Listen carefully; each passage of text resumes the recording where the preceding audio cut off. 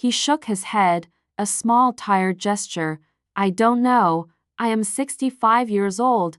My name is worthless. My restaurant is gone. I am a line cook. He said the words without self-pity, just a flat statement of fact. I thought for a moment. I looked at him, at his tired eyes and his proud, straight back. I thought about the kitchen, about my team. I thought about what I needed, and what he was, the old Leo, the one who had started this journey, would have savored this moment. He would have denied him the job, casting him out to complete the humiliation, or he would have offered it with a sneer, a final twist of the knife.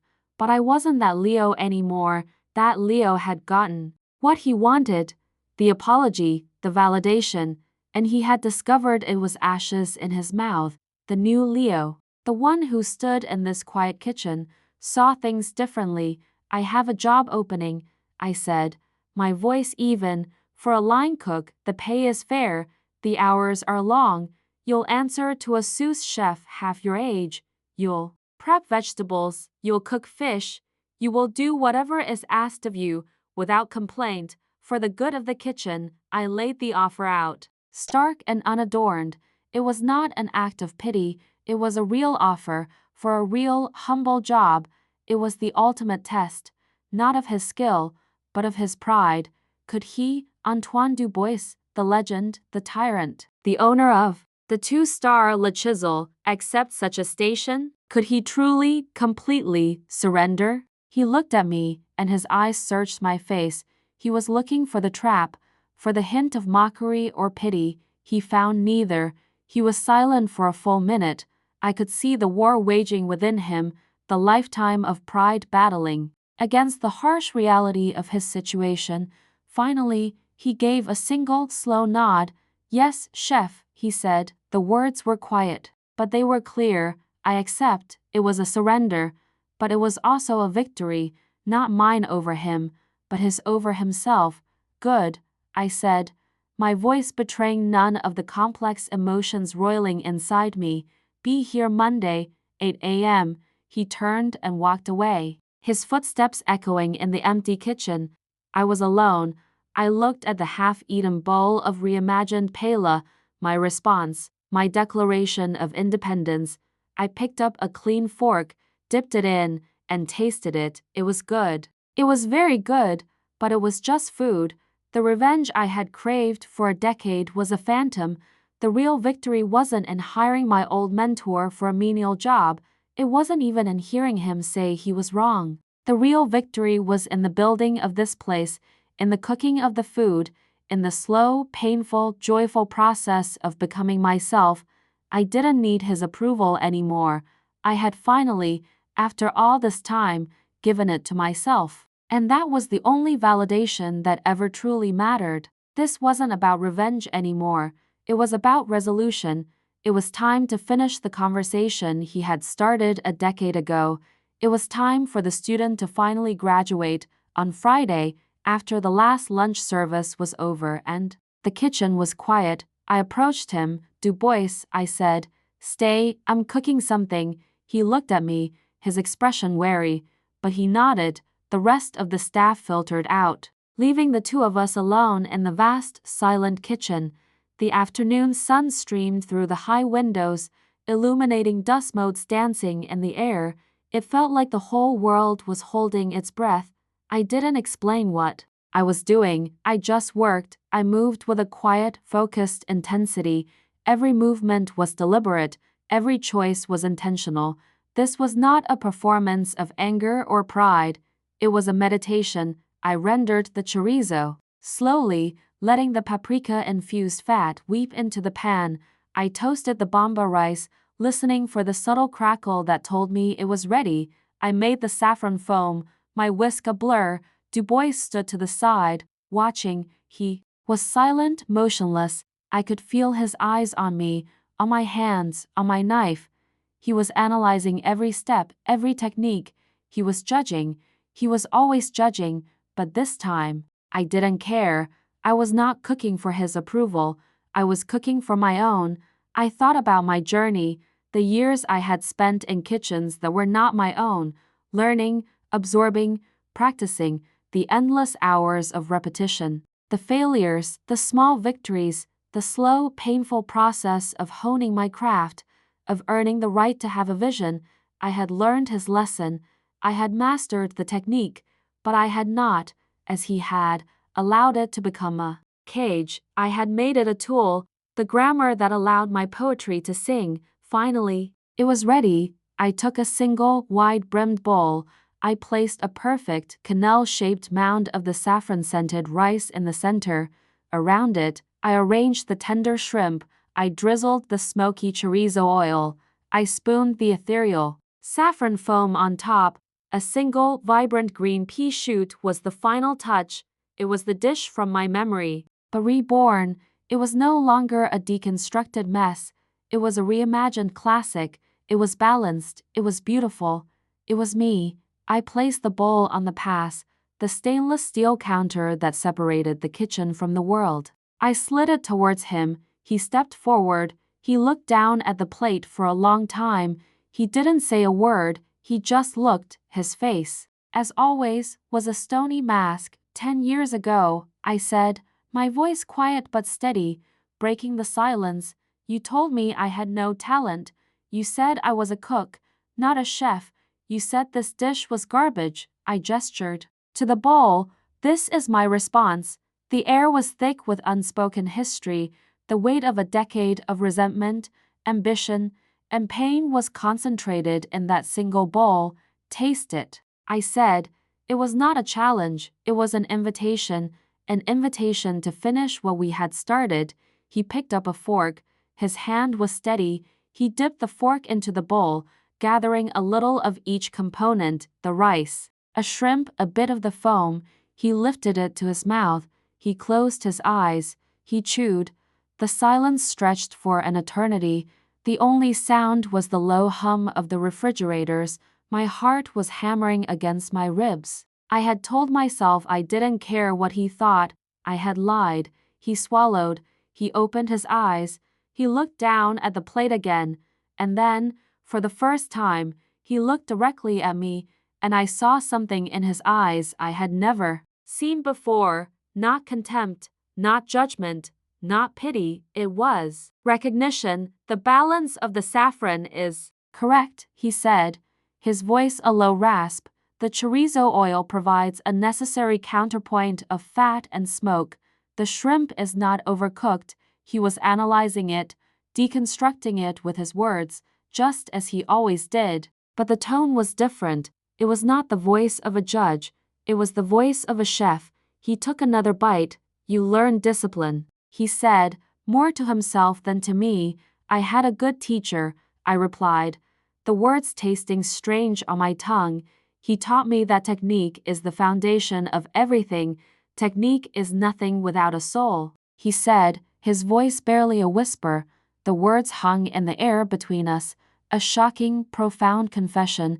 It was the thesis of my entire career, spoken by the man I had always believed to be its staunchest opponent. He looked around my kitchen, at the clean steel, the modern equipment, the wall of awards and glowing reviews I had pretended not to care about. I was wrong, he said. 3 simple words, 3 words I had spent a decade desperate to hear. About you, I saw your passion, and I mistook it for a lack of discipline. I saw your heart, and I called it arrogance. I was a fool, a proud, stubborn fool. He looked down at his own hands, resting on the counter. They were the hands of an old man, knotted with arthritis, scarred from a lifetime of burns and cuts. My restaurant, Le Chisel. It was a beautiful, perfect prison, he said. I built it myself bar by bar. I worshipped at the altar of perfection, and I sacrificed everything for it. My family, my friends, my relevance. I refused to change, to evolve, and the world. The world just moved on without me. He pushed the half-eaten bowl of food away. This, he said, gesturing to the dish, to my kitchen, to my life. This is evolution. This is what's next. The confession, the apology, the raw, naked vulnerability of it all. It was more than I had ever expected, more than I had ever wanted. The sweet taste of victory I had craved for so long was replaced by the bitter, complex taste of empathy. He was no longer Chef Antoine Dubois, the tyrant of my memory. He was just a man who had lost his way, a man who was trying, in the twilight of his career, to find it again. The final brick of my resentment crumbled. The ghost that had haunted me for 10 years was gone, and in its place was just Antoine. We stood in the quiet kitchen for a long time, the silence no longer tense, but contemplative. The great epic battle of my life was over, and it had ended not with a bang, but with a quiet, weary confession. So what now? I asked. The question was genuine. The stage was over. The final test had been passed, by both of us. Chef, Marco said, his voice full of a respect that hadn't been there that morning. Thank you, I've never seen anything like that. Dubois was cleaning his station with a cloth. He didn't look up. A crisis is just a series of problems that need to be solved in the correct order, he said, his voice quiet. Panic is an indulgence. Remember that. He finished cleaning, wiped down his knives, and packed his roll. He walked towards the exit, his posture as straight as ever. Dubois, I called out. He stopped at the door, his back to me. I'll see you on Monday, I said. He hesitated for a moment. Then he gave a single curt nod and walked out. The kitchen was quiet again. Anna came and stood beside me. You know, she said, for a guy with no soul, he's got one hell of a spine. I just nodded. Watching the door he had disappeared through, the lines had blurred. The simple, satisfying narrative of my revenge was now a complicated, messy story with no clear hero and no clear villain. I had brought him here to teach him a lesson, but as I stood in the wreckage of my kitchen, held together by his skill, I was no longer sure who was the teacher and who was the student. The incident on Saturday night changed things. A grudging, unspoken respect had settled over the kitchen. Dubois was no longer just the old man on a stage. He was the veteran who had saved them. He was still quiet, still reserved, but he was now a part of the ecosystem. The dynamic between us had shifted too. The game of cat and mouse was over.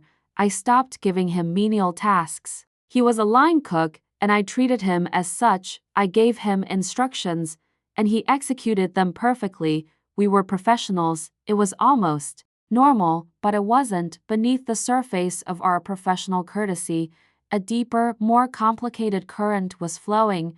I found myself watching him, not for signs of weakness, but with a kind of clinical curiosity. I wanted to understand him. I wanted to know why. Why had Le Chisel failed? Why was a chef of his caliber and pride working as a line cook for his former student? The answer came from an unexpected source. Our produce supplier, a gruff, gossipy man named Sal, had been delivering to restaurants in the city. For 30 years, he had supplied both Le Chisel and now Aperture. He came in on a Wednesday morning with a crate of beautiful heirloom tomatoes.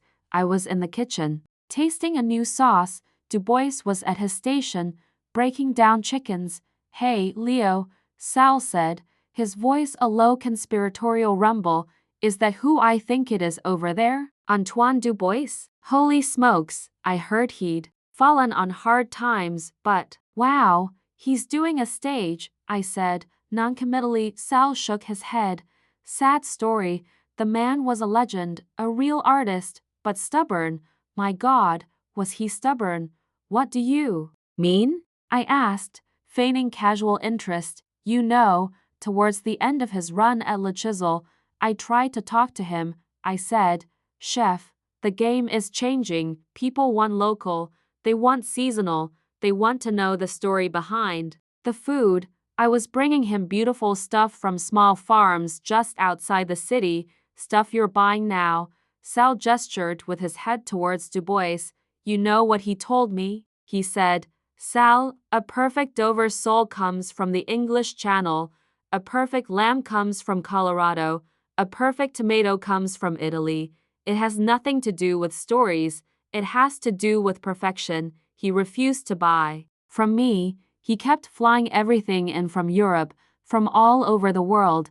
His food costs must have been insane.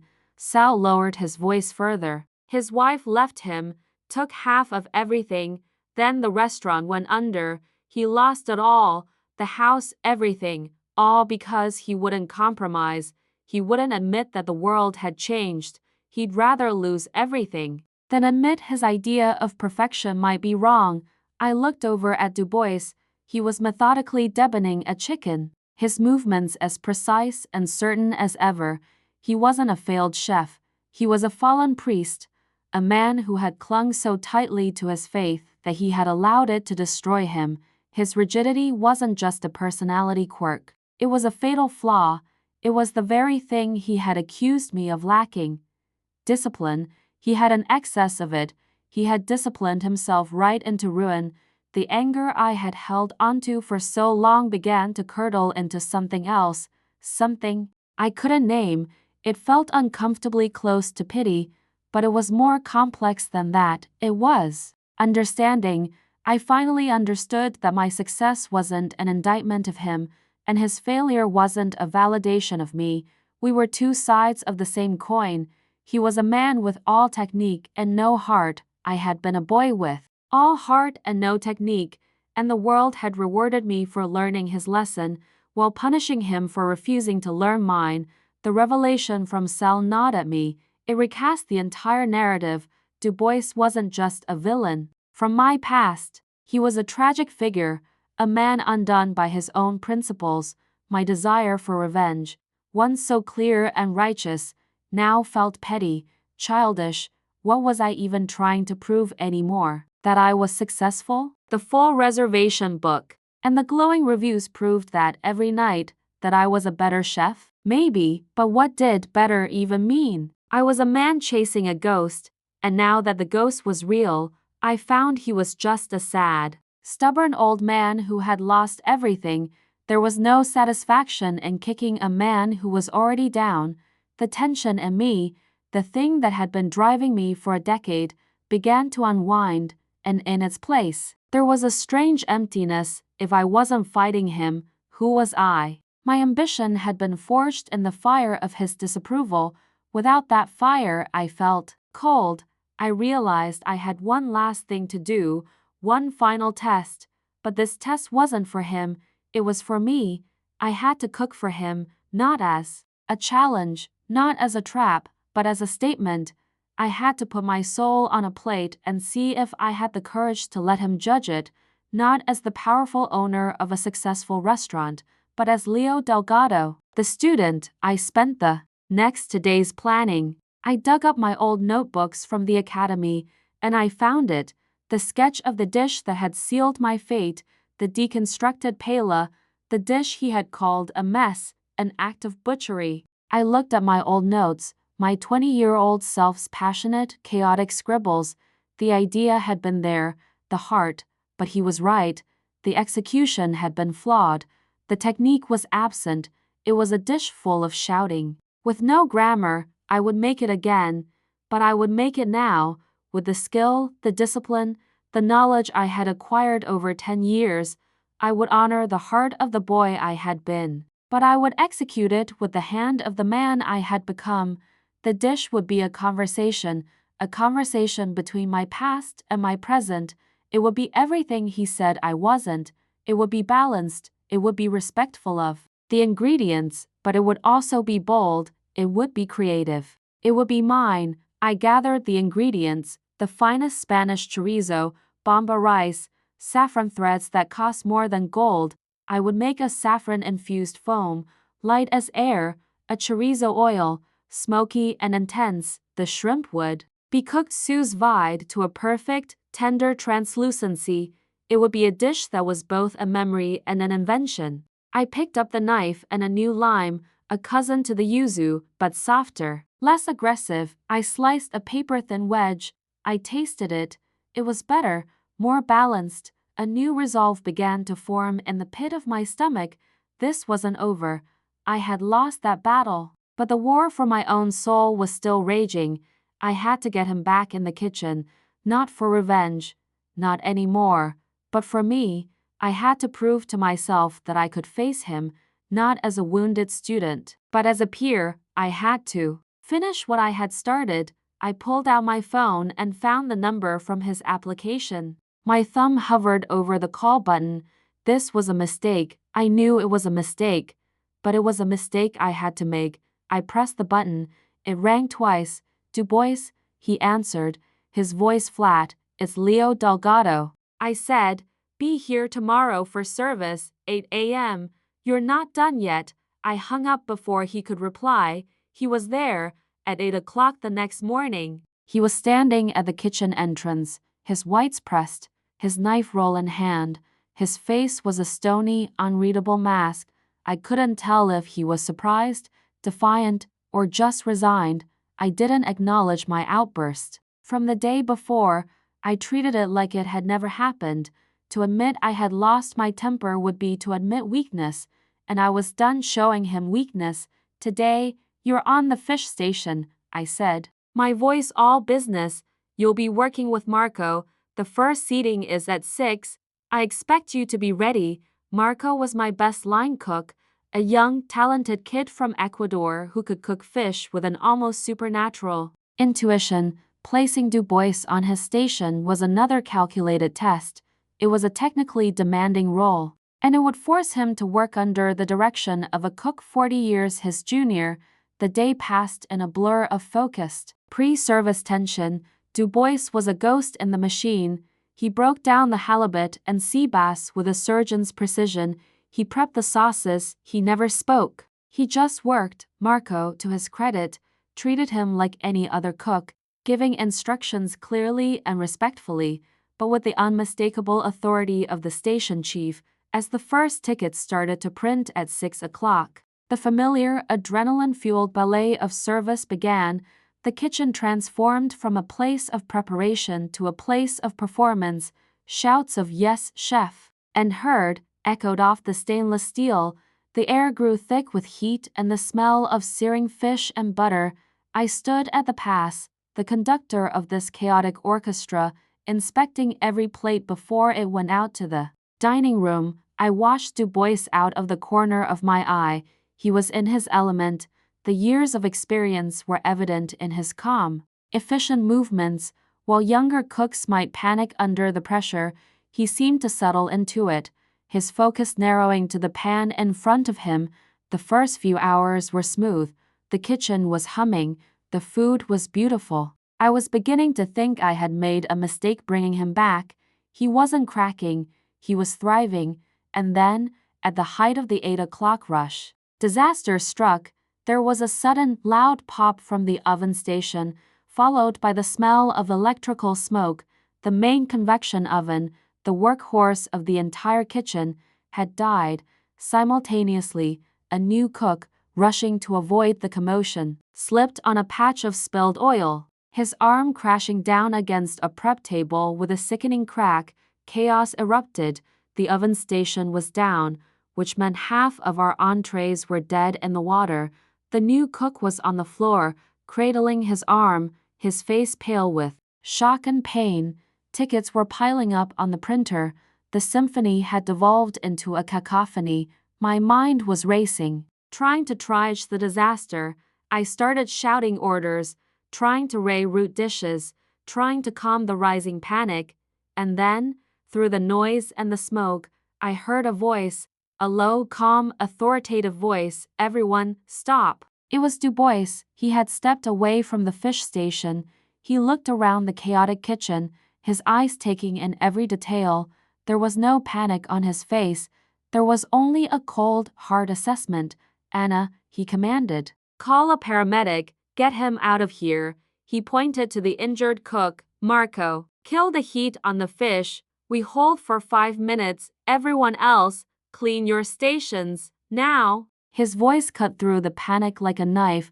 The cooks, startled into silence, obeyed without question. They looked to him, not to me.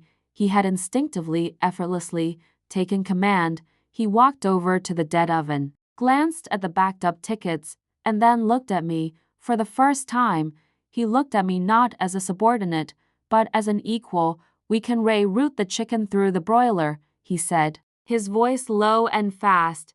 The lamb can be pan-seared. It will take longer. You need to get out there. He gestured towards the dining room and smooth things over. Buy us 15 minutes. We can salvage this, but you have to lead from the front, chef. I stared at him. The man I had tried so hard to break, the man I had despised for a decade, had just saved my kitchen. He had diagnosed the problem, created a solution, and given me my orders, and I knew, with a certainty that was both humbling and infuriating, that he was right. The next 15 minutes were a blur. I walked out into the dining room, my chef's coat still faintly smelling of electrical smoke, and became the man my father always was, a master of charm and misdirection. I went from table to table, apologizing for the slight delay, explaining a minor technical issue in the kitchen. I sent out complimentary glasses of champagne. I absorbed their frustration with a calm, reassuring smile I didn't feel. Behind me, in the kitchen, a quiet miracle was taking place. When I returned, the chaos had been replaced by a tense, focused hum.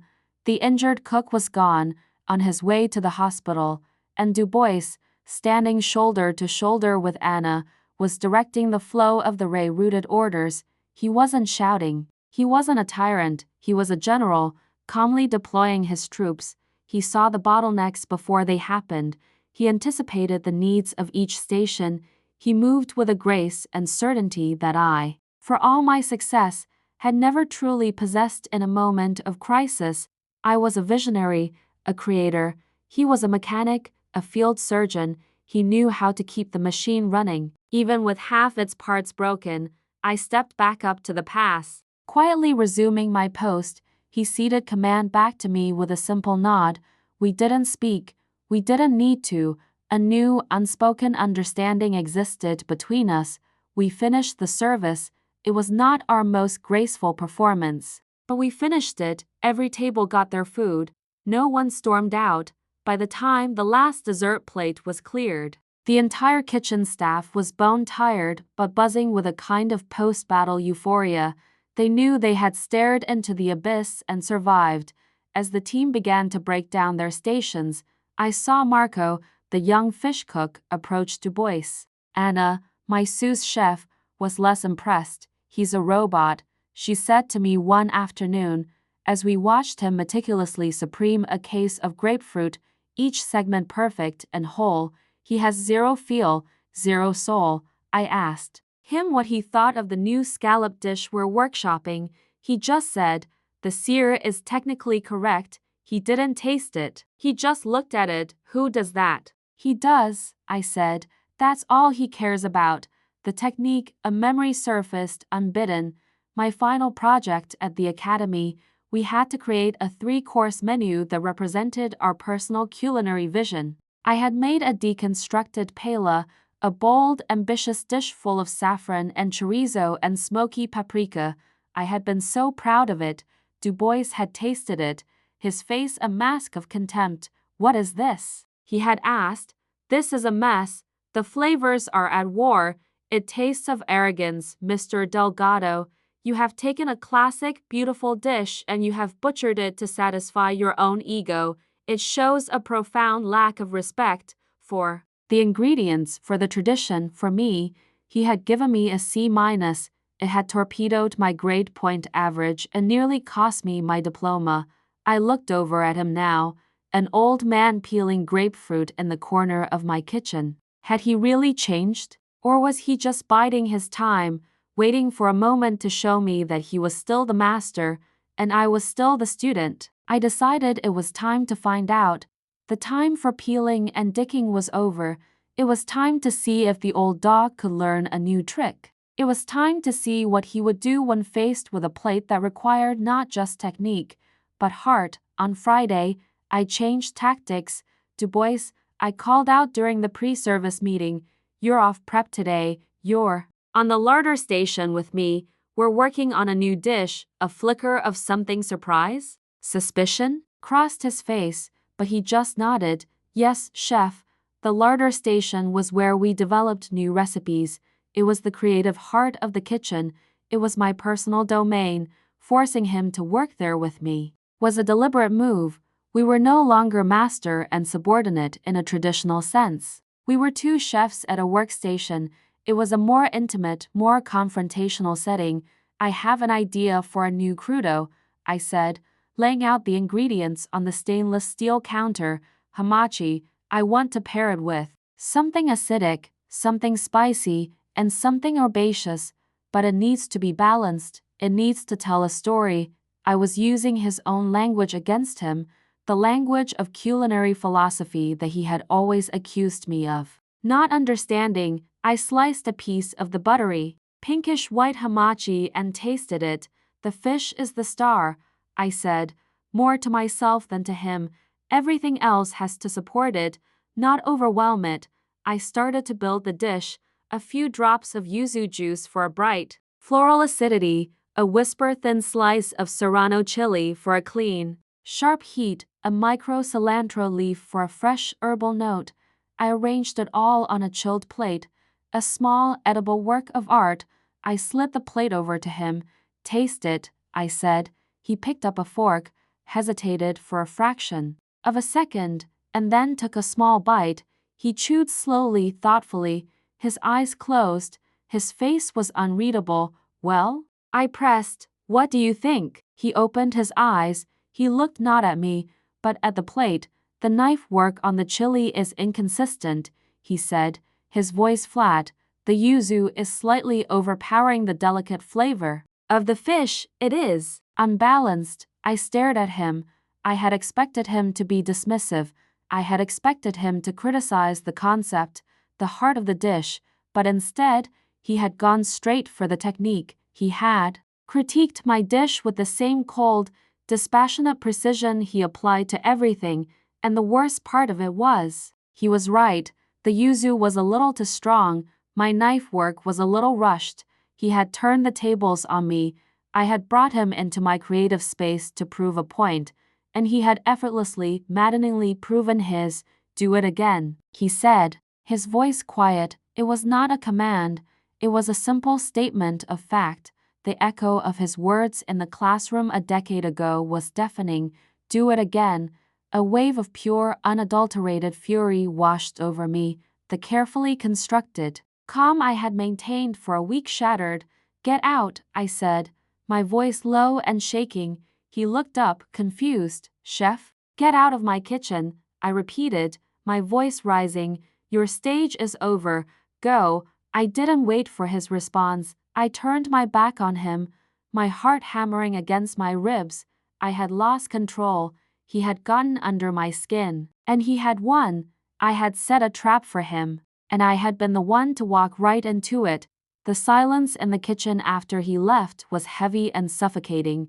My team glanced at me nervously, then quickly looked away, busying themselves with their prep. They had all heard my outburst. They had seen the mask of the cool, controlled Chef Delgado slip and approached the larder station cautiously, as if approaching a wounded animal. Leo, she said softly, are you okay? I'm fine, I snapped, my back still to her. I stared at the half-finished plate of crudo. It looked back at me, a testament to my failure. He had been right. The dish was flawed. His critique had been accurate, precise, and utterly devoid of malice, and that's what made it so unbearable. It was a purely professional assessment, and it had undone me. What he said about the yuzu, and I began hesitantly. He was right. I finished for her, my voice bitter. He was right. That's the problem. I spent the rest of the afternoon in a fog of anger and shame. I had wanted to humiliate him, to hold my success over him like a threat. I had wanted him to see the vibrant, creative, soulful kitchen I had built and feel the sting of his own irrelevance, but I had miscalculated. I had assumed he was just a relic, a dinosaur. I had forgotten that dinosaurs had teeth. The desire for revenge, which had been such a clear, bright flame, now felt like a handful of cheap, sputtering fireworks. It was messy, it was unsatisfying, I was beginning to realize, more about me than it was about him. I had spent a decade building Aperture. I had poured my blood, my sweat, and every dollar I had into its foundation.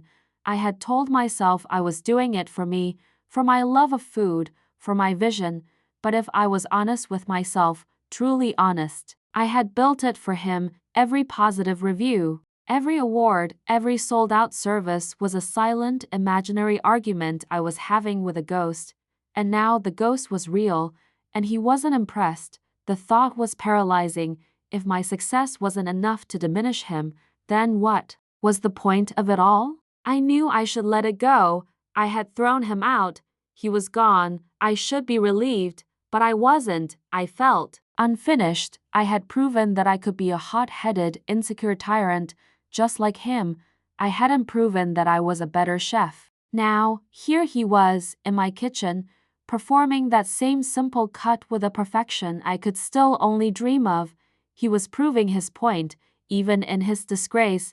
He was showing me that he was, and always would be, the master of technique. He finished the 5 sacks of onions in just under 4 hours. He never stopped, he never took a break, he just worked. When he was done, he cleaned his station until it gleamed, washed and dried his knife, and rolled it carefully back into its leather sheath.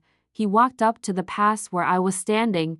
"The onions are done, chef," he said. He used the title without a trace of irony. "I see that," I said, my voice tight. "Is there anything else?" I looked at the mountain of perfect onions. I looked at his stony, unreadable face. My plan to humiliate him with menial labor had backfired. He had used it as a showcase. He had turned my punishment into a performance. "Yes," I said, my mind racing. "You can start on the fava beans. They need to be shelled and peeled, all of them." It was another tedious, mind-numbing task. He just nodded once and walked back to his station. The first act of the battle was over. He had won, and I knew, with a sinking feeling, that the war was going to be much harder than I had imagined. The next few days were a quiet, brutal war of attrition. I kept him on prep, assigning him the most tedious, soul-destroying tasks I could devise. Peeling grapes for a sorbet, picking the tiny leaves off of hundreds of sprigs of thyme, turning potatoes into perfect 7-sided tournesses, a classic, archaic technique that no modern kitchen used anymore but was a benchmark of old-school discipline. He did it all without complaint, and he did it all perfectly. His presence in the kitchen created a strange tension. My team was young, energetic, a tight-knit group who communicated in a flurry of jokes and shouts. Du Bois was a silent, brooding island in the middle of their chaotic ocean. He didn't speak unless spoken to. He just worked, his movements precise and economical, his station an oasis of perfect order in the controlled chaos of the kitchen. The younger cooks were intimidated by him. They had all heard the stories of Le Chisel, of the legendary tyrant chef. They whispered about him when he was out of earshot. They treated him with a mixture of awe and fear. In my office, I didn't offer him a seat. I remained standing, leaning against my desk, his resume in my hand. I gestured for him to stand in the center of the room, like a student called before the headmaster. "It's an impressive resume," I said, my eyes scanning the page.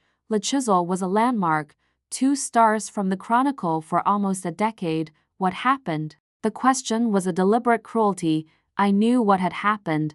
I had followed the slow, painful decline of his restaurant in the industry papers. The reviews had gone from glowing to respectful to stale. He had refused to change, to adapt. While the culinary world had moved on, he had remained stubbornly, societally, in the past. Le Chisel hadn't just closed. It had faded into irrelevance. A muscle twitched in his jaw. "The market changed," he said, his voice tight. "Tastes became less refined, or maybe the restaurant failed to evolve," I countered, my voice soft. I looked up from the paper and met his gaze. "This is a demanding kitchen, chef. It's young, it's fast, it's creative. We work long hours. The position is for a line cook, garde manger, to start, salads, cold appetizers. Reports to a sous chef who is 26 years old. Are you prepared for that?" I was laying it on thick, every word designed to be a small cut. I wanted to see him flinch. I wanted to see that stubborn pride crack. He just stood there, his back straight, his face a stony mask. I am a chef, he said, his voice low. I know what the work requires. Good, I said. I tossed the resume onto my desk. Be here tomorrow morning at 8 a.m. for a stage. Wear your whites. Don't be late. I dismissed him without another word. He turned and walked out of my office, his footsteps slow and heavy. The interview was over. The first act of my revenge was complete, but as I watched him go, the sweet taste of victory was tainted by something I hadn't expected. He hadn't broken, he hadn't even bent, and a small, treacherous part of me was disappointed. The first day of his stage began with onions, 5 50-pound sacks of them. It was a classic test, the culinary equivalent of making a junior associate do grunt work at a law firm. It was tedious, thankless, and had to be done with absolute precision. Every chef, at some point in their career, has paid their dues in onions. It's a great equalizer. When Du Bois arrived at 8 o'clock sharp, his chef's whites were immaculate, old, but perfectly starched and pressed. He carried a worn leather knife roll that he handled with the reverence of a concert violinist. Anna, my sous chef, met him at the kitchen door. She was a prodigy, a fierce, tattooed 26-year-old with more natural talent in her little finger than Du Bois would ever have credited me with. I had explained the situation to her briefly. She understood. Chef Du Bois, she said, her tone professional but with an edge of ice. You're on prep today. We need these onions diced. A perfect, quarter-inch brunoise. No bigger, no smaller. For the base of the consomme, you'll find your station over there. She pointed to the prep station in the corner, the one usually reserved for the newest intern. It was the lowest rung on the kitchen ladder.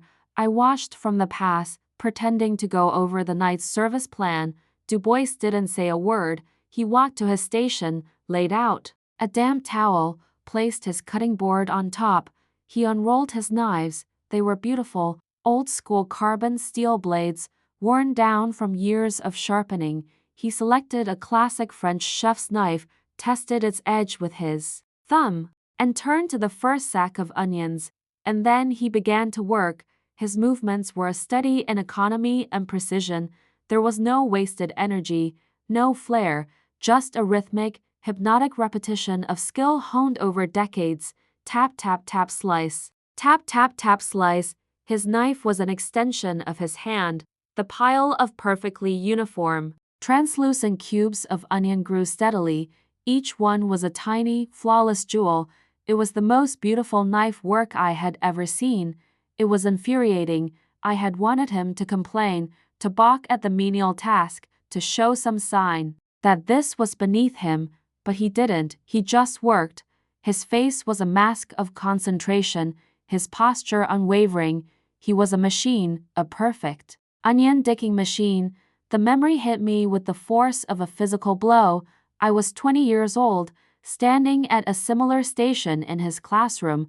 My task had been the same, a brunoise of carrots. I had been trying so hard, my brow furrowed in concentration, my cuts clumsy and uneven. He had walked up behind me, silent. He watched for a moment, then let out a sigh of heavy, theatrical disappointment. Mr. Delgado, he had said, his voice loud enough for the entire class to hear, look at this. This is not a brunoise. This is a pile of orange garbage. There is no consistency. There is no care. If you cannot master a simple cut, how can you ever expect to master a plate? He had scraped my entire cutting board of carrots into the trash.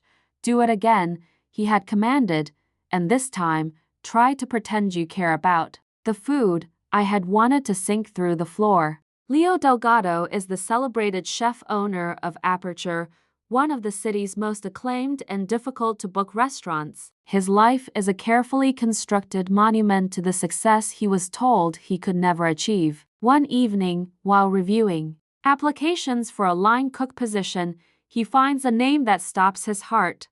Antoine Du Bois, the legendary tyrannical instructor from his culinary academy who personally failed him and told him to quit the industry. The man who has been the ghost at every one of his triumphs is now, impossibly, asking him for a job. Driven by a decade of simmering resentment, Leo decides to grant Du Bois an interview and a working interview, not out of kindness, but from a cold desire to see the man who broke him, now broken himself. Du Bois arrives older, diminished, his own once famous restaurant having closed, but he still carries an air of unbreakable pride. The initial days of the stage are a tense psychological battle. Leo assigns Du Bois the most menial tasks, which the older chef performs with infuriating, technical perfection. Through a series of flashbacks, the narrative reveals the depth of Du Bois's cruelty in the classroom, the specific, cutting remarks that have haunted Leo for years. The turning point occurs during a disastrous Saturday night service. When a critical piece of equipment fails and a key cook is injured, the kitchen descends into chaos. It is Du Bois, with his decades of old-school, unflappable discipline, who steps into the breach and almost single-handedly pulls the service back from the brink of collapse. Leo is forced to confront a difficult truth. The man he despises is also a brilliant technician. This complicates his desire for simple revenge. The climax arrives when Leo challenges Du Bois to one final test. He recreates the very dish that Du Bois failed him on years ago, a dish Du Bois had called all heart and no technique. Leo presents his modern, perfected version, a testament to his journey. The ensuing confrontation is not just about a job, but about two competing philosophies of art, talent, and life.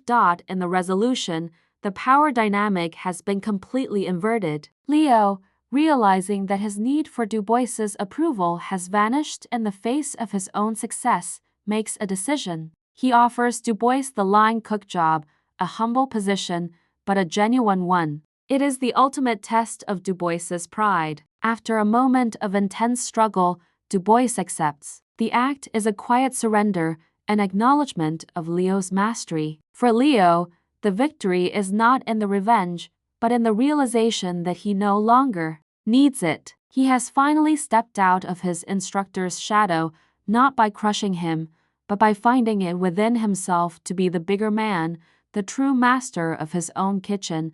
The email arrived on a Tuesday, tucked between an invoice for £10 of wild mushrooms and a reservation request from a B-list celebrity's assistant. It was from our general HR portal. An application for the recently opened line cook position. Usually, my sous chef, Anna, would filter these.